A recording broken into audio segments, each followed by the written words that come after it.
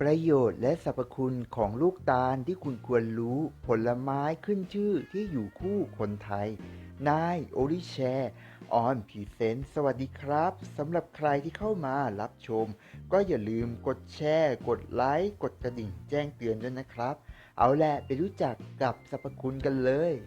ต้นตาลเป็นผลไม้และเป็นพืชที่สูงมากครับผมคิดว่าไม่มีคนไทยคนไหนที่ไม่รู้จักต้นตาลอย่างแน่นอน เพราะว่าไม่ว่าจะเป็นส่วนไหนของต้นตาลก็ตามทีเรานำมาใช้ประโยชน์ได้ทั้งหมดเลยครับและวันนี้เราจะพาทุกคนไปรู้จักกับสรรพคุณของตาลว่ามีประโยชน์อะไรกันบ้างในการช่วยดูแลสุขภาพและป้องกันโรคประโยชน์อย่างที่1ครับลูกตาลนั้นมีรสชาติหอมหวานสดชื่นสามารถช่วยบำรุงร่างกายคลายอ่อนเพลียและยังสามารถช่วยแก้ปัญหา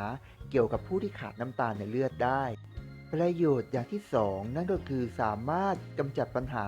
เกี่ยวกับอาการไข้หวัดหรืออาการที่เกี่ยวกับความร้อนในร่างกายขึ้นสูงเพียงรับประทานลูกตาลลงไปสักครู่ก็จะสามารถช่วยให้อาการดีขึ้นได้ครับประโยชน์อย่างที่3ของตาลครับตาลนั้นสามารถช่วยลดกรดในกระเพาะอาหารได้โดยเฉพาะผู้ที่มีอาการท้องอืดท้องเฟ้อจุกเสียดแน่นหรือปัญหากรดไหลย้อน เพียงรับประทานตาลเข้าไปสักครู่หนึ่งอาการเหล่านั้นก็จะดีขึ้นจนหายไปเองครับประโยชน์อย่างที่4ของตาลนะครับสามารถช่วยบำรุงกระดูกและฟันให้แข็งแรงได้เพราะว่าผู้ที่รับประทานตาลบ่อยๆนั้นจะได้รับแคลเซียมและสารอาหารมากมายครับซึ่งสามารถเข้าไปเสริมสร้างกระดูกและฟันทำให้แข็งแรงแข็งแกร่งอย่างแน่นอน